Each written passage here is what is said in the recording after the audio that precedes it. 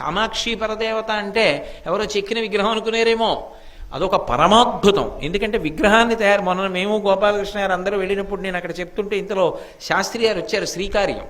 వారిని నేను అడిగాను కూడా, ఏమంటే నీ చెప్పింది సత్యమేనా అంటే, అయ్యో పరమసత్యం అండి అని చెప్పారు చల్లా విశ్వనాథ శాస్త్రి గారు. ఎక్కడైనా దేవాలయంలో విగ్రహం చేస్తే కింద నుంచి రంధ్రం పెట్టి గురుజులోకి దింపుతారు, విగ్రహం కదలదిహ. ఒక్క కంచిలో ఉన్నటువంటి కామాక్షి పరదేవత విగ్రహం మాత్రం దేనికి అంటుకుని నిలబడదు. దానికి కింద ఆధారపీఠం లేదు. అమ్మవారు ఇలా ఉంటుంది, కింద ఏం ఉండదు, దేనికి తగలదావిడ, గాలిలో ఉంటుంది మూర్తి. మీరు అర్చకులు కొంచెం గట్టిగా తోస్తే కాస్త కదులుతుంది. కనపడకుండా ఒక అడ్డుపీఠం ఉంటుంది.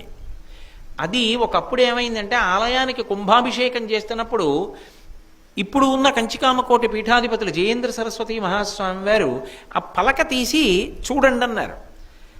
ఏమి లేదు, అమ్మవారు ఆధారం లేకుండా ఉంది, ఇలా గాలిలో తేలుతోంది విగ్రహం. ఆయన చూసి ఆశ్చర్యపోయి కొద్దిగా పైకెత్తండి అన్నారు. 4 వైపులా పట్టుకుని కొంచెం ఇలా అన్నారు, ఒక్క అరంగుళం పైకి లేచింది అంతే. ఇలా లేచింది అంతే, కుంభవృష్టి కురిసేయడం మొదలెట్టింది కాంచీపురం అంతా. అస్సలు ఉత్తర క్షణం మీరు నన్ను నమ్మండి అంతే, నేను అంతగా కోటేశ్వరరావు గారు అబద్ధాలు ఆడాడు అని మీరు అనుకుంటే మీరు కాంచీపురం వెళ్ళి కనుక్కోండి.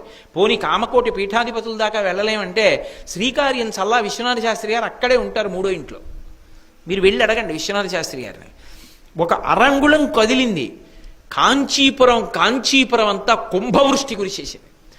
ఎంత కుంభవృష్టి అంటే మనిషికి ఎదురుగుండా ఉన్నది కనపడలా, అంత వాన పడిపోయి కొద్ది నిమిషాల్లో కాంచీపురంలో కామాక్షి దేవాలయం వెనకాల ఉన్నటువంటి కోనేరు నిండిపోయింది.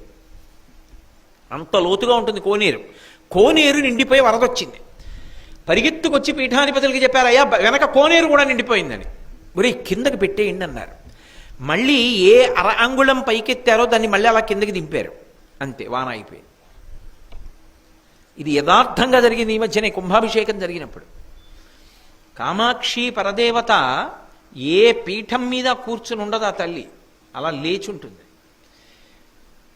ప్రపంచం మొత్తం మీదటువంటి తల్లి లేదిహ, ఎందుకంటే ఆవిడ సజీవమైనటువంటి తల్లి, అదేదో విగ్రహం కాదు. అందుకే కన్నులు ఇక్కడి నుంచి ఇక్కడికి తిప్పు